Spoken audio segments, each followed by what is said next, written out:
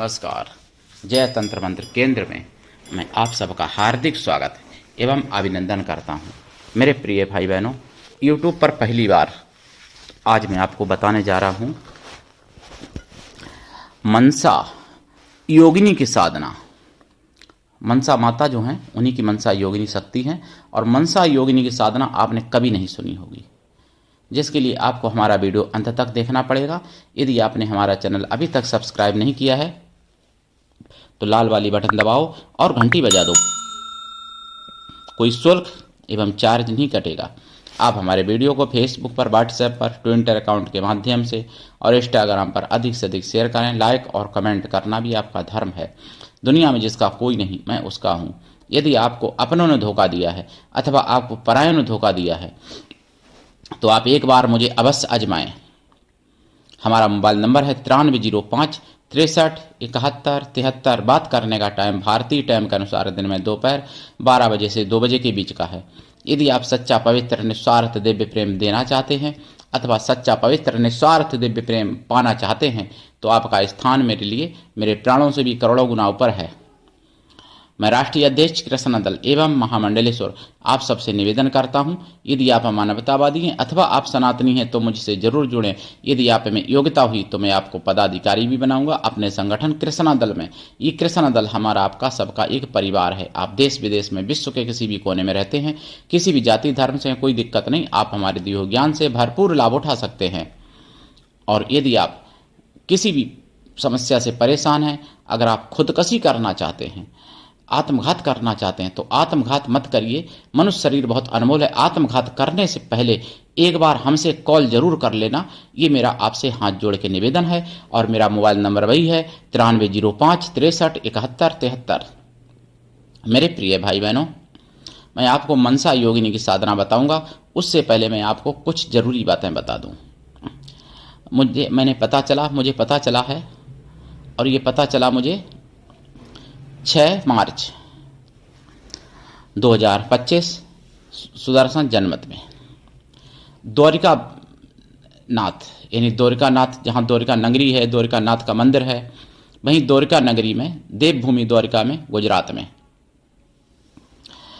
एक मंदिर में यानी हिंदू मंदिर में हिंदू ने उनका कोई त्योहार पर्व होगा उस समय, मतलब क्षेत्रीय पर्व बहुत से होते हैं, तो उन्होंने अपने मंदिर में पटाखा चलाया और इसी पटाखा से हिंदुओं के पटाखा चलाने पर मुसलमानों को उनके अंदर एक शैतान जाग गया और उन्होंने उस मंदिर पर हमला कर दिया और एक व्यक्ति का तो हाथ तक तोड़ दिया और वहाँ पे मारपीट बहुत की।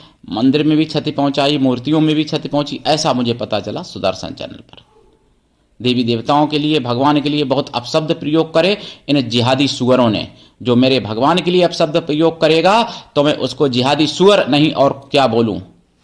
जो मेरे भगवान के लिए, मेरे परमात्मा के लिए, मेरे देवी देवताओं के लिए अपशब्द प्रयोग करेगा तो मैं उसको जिहादी को सुअर की विष्ठा में पलने वाला कीड़ा ही मानता हूं और मैं उससे अतिरिक्त कुछ भी नहीं मान सकता। मेरे प्रिय भाई बहनों, उसके बाद और मैं आपको घटना बता दूं, नालंदा हत्याकांड आपने सुनी होगी, बिहार में इस समय गूंज रहा है बहुत। नालंदा हत्याकांड वो क्या है? एक महिला नालंदा के पास हाईवे के किनारे पड़ी मिली, बेचारी मरी मिली, जिसके तलबों में 9 कीलें ठोकी गई थी। अब वो जिहादी ने मारी, हिंदू ने मारी, मुसलमान ने मारी, मैं इसकी पुष्टि नहीं कर सकता क्योंकि ऐसा कोई ठोस जानकारी नहीं मुझे मिली। ठीक। दूसरी बात, ये तो 6 मार्च की थी और मुझे 7 मार्च 2025 में जानकारी मिली सुदर्शन चैनल पर। जम्मू में जो आतंकवादी थे उनको शहीद का दर्जा दिलाने के लिए जम्मू सरकार चाह रही है। यानी 1931 में 13 जुलाई को जिन आतंकवादियों ने हरि सिंह राजा के यहाँ आकर के हिंदुओं को मारा, श्रीनगर में आकर के, और मंदिरों को, हिंदुओं घरों को आग के हवाले किया, माताओं बहनों के साथ बलात्कार किए, माताओं बहनों के साथ बलात्कार किए, माता बहनों के साथ दुर्व्यवहार किया, मारा, बहुत यानी दुर्गति पूर्वक, निर्दया पूर्वक हिंदुओं को मारा, बच्चों से लेकर बड़ों तक।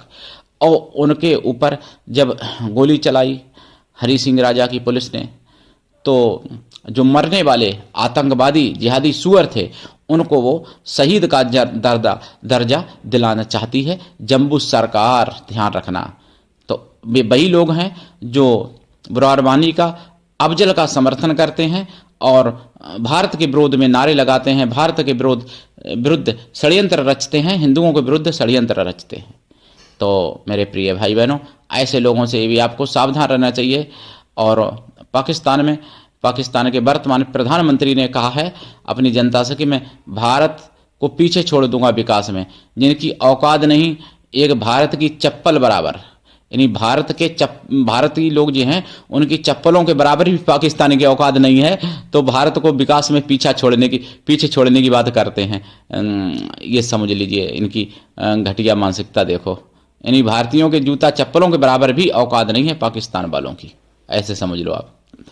तो ऐसे लोगों से भी सावधान रहना चाहिए और हिंदुओं को एकजुट रहना चाहिए, जागरूक रहना चाहिए, जागृत रहना चाहिए, तभी बच पाओगे। नहीं तो बांग्लादेश में जो अत्याचार आज भी हिंदुओं के ऊपर हो रहा है, मंदिर तोड़े जा रहे हैं, हिंदुओं को मारा जा रहा, काटा जा रहा, बहुत बलात्कार हो रहे हैं उन माताओं बहनों के साथ। अगर हिंदू नहीं जागा, अगर हिंदू एकजुट नहीं हुआ, तो जो बांग्लादेश में हुआ है वही भारत में होता हुआ देखेगा। अपनी माँ, अपनी बहन, अपनी बेटी, अपनी पत्नी के साथ बलात्कार होते हुए अपनी आंखों के सामने देखेंगे अगर आप नहीं जागे तो। इसलिए आप जागिए, एकजुट रहिए, संगठित रहिए।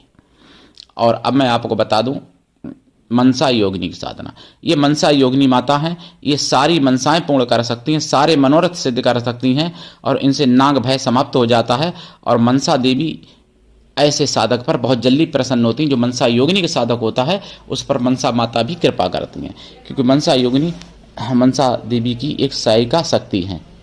तो उन मनसा योगिनी की साधना से आप सब कुछ प्राप्त कर सकते। जो आप मनसा देवी की साधना से प्राप्त करते हो तो मनसा देवी से थोड़ा जल्दी प्रसन्न होने वाली, क्योंकि भाई वो मनसा योगिनी की सहायक शक्ति है योगिनी, तो उनसे आप सब कुछ प्राप्त कर सकते हो और सारे कष्टों को मिटा सकते हो। इनकी साधना कैसे करेंगे जो मैं बता दूं। इनकी साधना में आपको गुरु पूजन, गणेश पूजन तो होगा ही, करना ही पड़ेगा। मनसा देवी का भी पूजन होगा और मनसा माता का भी पूजन होगा, भोग लगेगा। और भी अपने इष्ट देवी देवता, कुल देवी देवताओं का, दिशा आदि का पूजन होगा। उसके बाद मनसा योगिनी का पूजन होगा। मनसा योगिनी के पूजन में आपको देखिए मनसा देवी की तो मूर्ति रखें, फोटो रखें अलग। मनसा योगिनी को एक नांग के रूप में दर्शाया जाता है। तो आप चांदी का या सोने का या फिर तांबे का एक नांग रखें, मतलब नांग का जोड़ा रख लें, अच्छी बात नहीं तो एक रखें और उनको मनसा योगिनी मान के पूजन करें, उनका प्राण प्रतिष्ठा करवाएं, पूजन करें और देसी गाय के घी का दीपक जलाएं, खोया की मिठाई का प्रसाद रखें, पंचमेवा का प्रसाद रखें। साधना के बाद प्रसाद खुद खा सकते हैं, परिवार में भी बांट सकते हैं। साधना रात्रि कालीन है। साधना काल में आपको ब्रह्मचर्य व्रत, एक टाइम भोजन, भूमि शयन परम आवश्यक है। शाकाहारी आपको लाइफ टाइम रहना पड़ेगा साधना काल में भी और लाइफ टाइम, तभी ये साधना सफल होती है। ये साधना बहुत ही सौम्य है लेकिन बहुत ही पवित्र साधना है और बहुत उग्र भी है। दोनों बातें हैं, सौम्य भी है, उग्र भी है। आपको बता दूं मेरा चैनल फ्रीज करवा दिया था जिहादियों के द्वारा, तो इसलिए आप ज्वाइनिंग बटन दबा के मेंबरशिप जरूर ले लें। और मेंबरशिप मात्र 59 रुपये की है, 2 रुपये का भी खर्चा रोज का नहीं आता है। मेंबरशिप जरूर ले लें, बड़ी भी ले सकते हैं और आपकी मर्जी। और सुपर थैंक्स किया करें ताकि हमारा चैनल जो फ्रीज हुआ था वो अनफ्रीज हो सके। हमारा अकेले नहीं है, वो आप सबका चैनल है। जय तंत्र मंत्र केंद्र यूट्यूब चैनल जो हैक भी किया और फ्रीज भी किया, गलत रिकॉर्ड मार के उन्होंने फ्रीज भी करवा दिया था जिहादियों ने हमारे चैनल को। तो आप समझें इस बात को।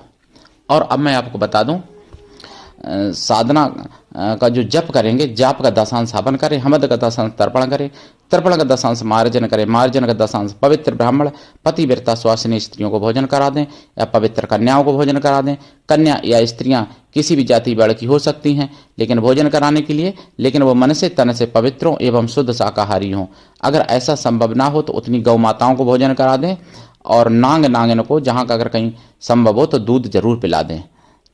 मतलब साधना काल में भी दूध रखेंगे। साधना काल में वो दूध या तो कहीं नांग का बिल हो वहाँ रख दिया करें सुबह, या फिर नांग ने कहाँ कहीं सपेरा रखते हो वहाँ उनको पिलाएं थोड़ा, या फिर कुछ भी ना हो तो पीपल के पेड़ पर डाल दिया करें, पीपल की जड़ से वो दूध। तो या बेल की जड़ से डाल दिया करें, तो इससे बहुत बड़ी कृपा होगी मनसा योगिनी माता की। और इनको केवल माता रूप में सिद्ध करें, गंदी संदी बात सोचना भी नहीं मन में, नहीं तो सर्वनाश कर देंगी। बहुत उग्र भी हैं, बहुत सौम्य भी हैं माता। ये माता अगर प्रसन्न हो जाए तो उसकी हमेशा हर जगह रक्षा होती ही होती है, और उसको सब कुछ प्राप्त हो सकता है, सारे सुख प्राप्त हो सकते हैं। लेकिन ऐसी साधनाएं गुरु कृपा से ही संभव हैं। गुरु ऐसा हो, शिष्य कुछ भी ना ले, शिष्य भी ऐसा हो गुरु को सब कुछ दे, गुरु के लिए पूर्ण समर्पित रहे, गुरु पर पूर्ण विश्वास करे। गुरु की कृपा से ही ऐसी साधनाएं सफल और सिद्ध होती हैं। तो मेरे प्रिय भाई बहनों, ये मनसा योगिनी की साधना से आप सब कुछ प्राप्त कर सकते हो।